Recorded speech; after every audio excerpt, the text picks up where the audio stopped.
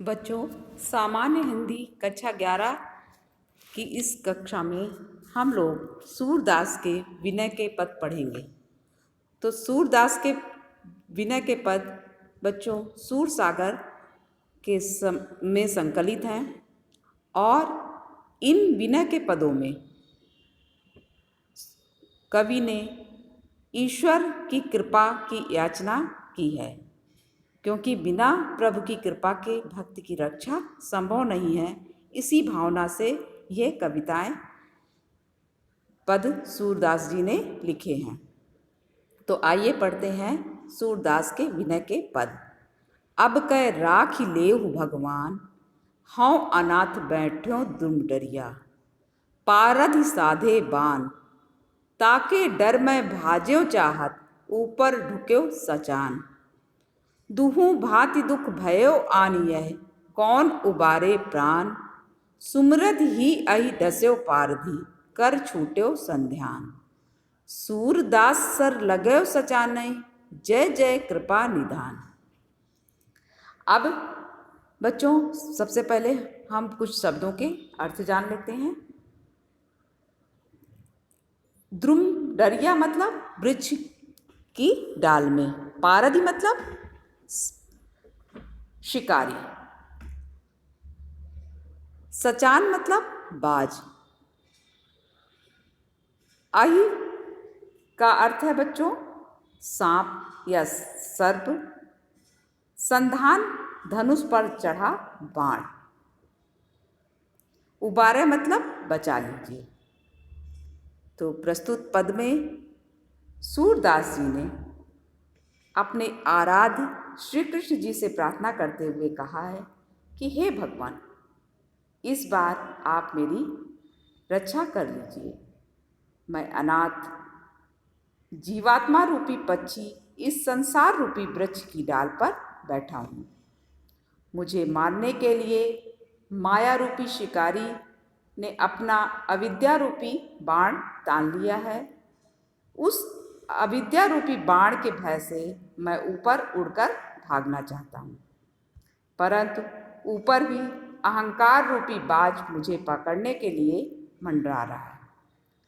मेरे लिए तो दोनों स्थितियाँ दुखदाई हैं। इन दोनों ही परिस्थितियों से मुझे कौन बचा सकता है।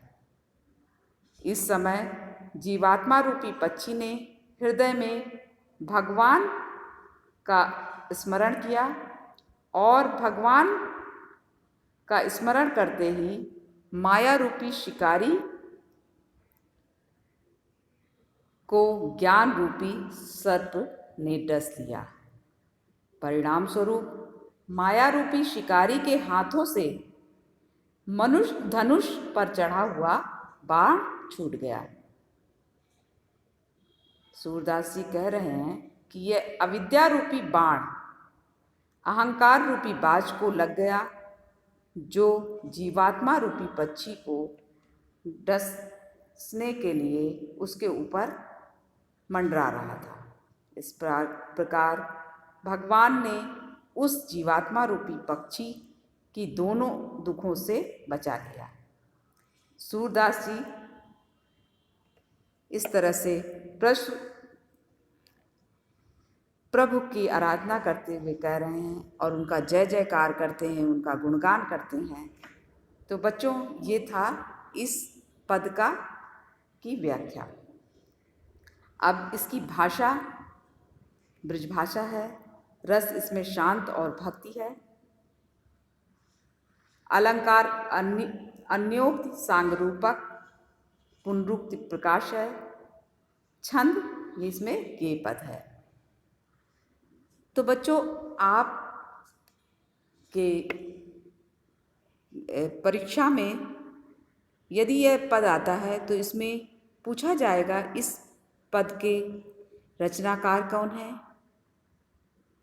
ये किस पाठ से लिया गया है, इसकी रेखांकित अंश की व्याख्या कीजिए, या इसमें कवि ने किस चीज़ के बारे में बताया है, कौन सा अलंकार है, कौन सा छंद है। इस तरह के ही प्रश्न बच्चों आएंगे। और प्रत्येक प्रश्न 2 नंबर का होगा। तो आइए पढ़ते हैं अगला पद। मेरो मन अनत कहाँ सुख पावे, जैसे उड़ी जहाज को पक्षी फिर जहाज पर आवे। कमल नयन की कौ छाणी महात्म और देव को ध्यावे। परम गंग को छाण पियासो दुर्मत कूप खनावे। जिह मधुकर अम्बुज रस चाख्यो क्यों करियल फल भावे। सूरदास प्रभु काम धेनु तज छेरी कौन दुहावे। अनत मतलब अन्यत्र अर्थात दूसरी जगह। कमल नयन कमल के समान नेत्र वाले भगवान अर्थात श्री कृष्ण भगवान। दुर्मत मतलब दुर्बुद्धि या गलत बुद्धि। मधुकर भौरा, अम्बुज कमल, छेरी मतलब बकरी। इस पद में सूरदास जी कहते हैं कि हे भगवान, आपके बिना मेरे मन को कहीं भी और सुख चैन नहीं प्राप्त हो सकता। जैसे किसी जहाज पर रहने वाला पक्षी अच्छे स्थान की खोज में जहाज की ओर ही उड़ जाता है, किंतु वह चारों ओर जल ही जल देखता है तो उसे कहीं भी अन्य आश्रय नहीं मिल पाता। तो उसी तरह जहाज पर लौट जाता है। मेरी दशा ठीक उसी प्रकार है। मैंने भी विभिन्न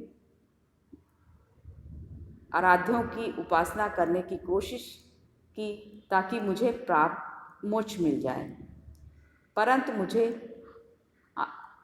अन्यत्र या दूसरी जगहों पर असफलता ही हाथ लगी। अतः मैं पुनः आपकी शरण में आ गया हूँ। अब मैं कमल नयन भगवान श्री कृष्ण की महिमा के गान को छोड़कर अन्य देवी देवताओं की आराधना नहीं कर सकता, क्योंकि नितांत मूर्ख व्यक्ति ही अपनी प्यास को बुझाने के लिए परम पवित्र एवं महिमा युक्त गंगा जी को छोड़ करके दुर्बुद्धि के कारण ही कुआं खोदने का परिश्रम व्यर्थ करेगा। जिस भौरे ने कमल रस के रस का पान किया है, भला उसे करील के फल कैसे स्वादिष्ट लग सकते हैं। सूरदास जी कहते हैं, जिसके पास संपूर्ण कामनाओं को पूर्ण करने वाली कामधेनु है, भला वह बकरी को क्यों दुहेगा। उसी प्रकार हे भगवान, आप जैसे परम महिमाशाली को छोड़कर मैं अन्य देवी देवताओं की उपासना नहीं कर सकता। बच्चों, इस पद में उपमा दृष्टांत अलंकार है, रस शांत है, भक्ति भाषा ब्रज है, छंद गेय पर है। तो बच्चों, इससे भी आप अपनी अभ्यास पुस्तिका में लिख लीजिएगा और लिखकर अभ्यास कीजिएगा। इससे भी उसी तरह से 5 प्रश्न आएंगे, प्रत्येक प्रश्न 2-2 नंबर का होगा। तो आइए बच्चों, अब अगले कक्षा में मिलेंगे। तब तक के लिए